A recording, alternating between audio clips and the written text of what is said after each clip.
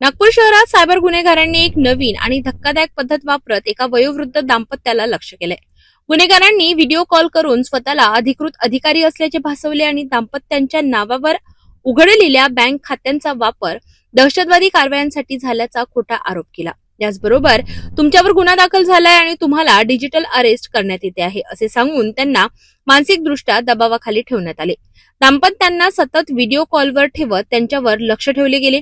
त्यानंतर तपासासाठी तुमचे पैसे शासकीय खात्यात जमा करा, पडताळणी झाल्यानंतर ते परत केले जातील अशी खोटी बतावणी करून त्यांच्याकडून तब्बल 13 लाख रुपये ट्रान्सफर करून घेण्यात आले। फसवणूक झाल्याचे लक्षात येताच दाम्पत्याने तात्काळ सायबर पोलीस ठाणे नागपूर येथे धाव घेतली आणि पोलिसांनी तात्काळ गुन्हा दाखल करून तपास सुरू केला। या प्रकरणात भारतीय न्याय संहितेच्या विविध कलमांनुसार तसेच माहिती तंत्रज्ञान कायद्यानुसार गुन्हा नोंदविण्यात आला। सायबर पोलिसांच्या जलद आणि समन्वयित कारवाईमुळे फसवणूक झालेली संपूर्ण रक्कम 13 लाख रुपये न्यायालयीन प्रक्रियेनंतर परत मिळविण्यात आली। या प्रकरणातील आरोपी सध्या दिल्ली येथील कारागृहात असून त्याला नागपूरमध्ये आणण्यासाठी पुढील प्रक्रिया सुरू आहे। ही कार्यवाही नागपूर शहर पोलीस आयुक्तांच्या मार्गदर्शनाखाली सायबर पोलीस पथकाने अत्यंत कौशल्याने पार पाडली। त्या दिवशी अचानक सकाळी आम्हाला बाहेर जायचे होते, पण त्याच वेळी माझ्या मुलाच्या हातात फोन होता आणि तो फोन वाजला अंदाजे 10-10:30च्या मध्ये सकाळी। तर मुलाने मला सांगितले की मम्मी तुला फोन आलाय। फोन मी घेतला तर ते म्हणजे एकदम जोरात रागावून बोलले कि आपको समझ में नहीं आ रहा क्या, 3-4 दिन से हम आपको कॉल कर रहे हैं, आप उठा नहीं रहे हो। आणि त्यांनी माझं माहेरचं नाव श्रद्धा सुखराम पाटील आहे, तर त्या नावाने ते मला बोलले। तर सर म्हटलं मुझे ऐसे म्हणजे काही अशा प्रकारची हे नाही आलेला आहे, मला मेसेज वगैरे काही आलेला नाही आणि मला यातलं काही माहिती नाही। ठीक आहे म्हणे, तुम्ही कॉल मी सांगतोय तुम्हाला, सर आता बोलतील की नेमकं काय आहे। आणि असं बोलून त्यांनी फोन काटला की फोन बंद करू नका, मी दुसऱ्या नंबरवर त्याला डायव्हर्ट करत आहे असे म्हणून त्यांनी मला मग दुसऱ्या सरांशी बोलायला लावलं आणि तो व्हिडिओ कॉल सुरू झाला। त्याच्यानंतर अशा पद्धतीने तो कॉल आला।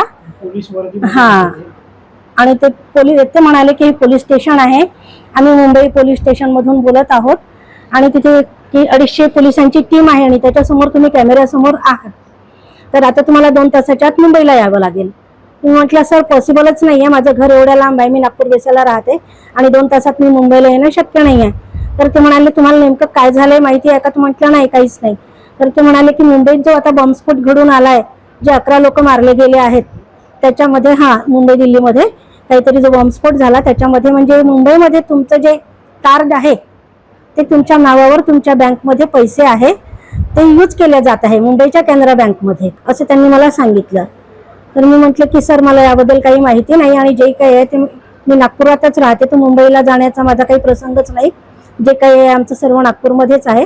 हो, दुसऱ्या दिवशी त्यांनी मला सांगितलं की आमचे मेन सर तुमच्याशी बोलतील आणि ते जे सांगतील ते तुम्ही करायचं, त्याच्या पद्धतीने तुमचे मेहनतीचे पैसे आहेत तर ते सरकारी खात्यातून म्हणजे आमच्या खात्यात बरोबर येतात की नाही तेवढंच आम्हाला चेक करायचं आणि नंतर तुमचे पैसे वापस करतो असं सांगून त्यांनी आम्हाला बँकेत पाठवलं।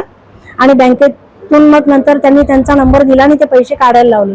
सर्व पैसे काढून मला पहिले माझ्या खात्यात टाकायला लावले आणि त्यातून नंतर ते त्यांनी त्यांच्या अकाउंटवर ट्रान्सफर करून घेतले। त्याच्यानंतर रात्री 10 वाजता अचानक माझ्या फोनची स्क्रीन जी मी डिजिटल अरेस्ट मध्ये होते असं वाटत होता, तर ती स्क्रीन एकदम ब्लॅक दिसायला लागली। मला तुरंत लक्षात आलं की अरे मला डिजिटल अरेस्ट करून ठेवलेलं होतं। मी तुरंत फोन घेतला आणि माझ्या मैत्रिणीकडे गेली आणि म्हणाले की बघ असं असं झालेलं आहे, माझे आज 13 लाख रुपये खात्यातनं गेलेले आहेत आणि मला म्हणजे याच्यासाठी काहीतरी करायचं आहे। ती म्हणाली की आम्ही लगेच मग तिच्या मैत्रिणीकडनं आम्ही नंबर घेतला सायबर पोलीस स्टेशनचा आणि त्यांनी मला इथला पत्ता दिला। मग आम्ही दुसऱ्या दिवशी सकाळीच इथे आलो। इथे आम्ही तक्रार नोंदवली, त्यावेळी ते फोन्स वगैरे येणं सुरूच होते त्यांचे, पण आम्ही तिकडे दुर्लक्ष केलं आणि त्याच्यानंतर आम्ही इकडे आलो। सरांनी तुरंत त्यांचं जे खातं होतं जे आरोपीचं खातं होतं ते फ्रीज केलं आणि आम्हाला म्हणजे खूप मदत करून आम्हाला कसं न्याय मिळवून दिला।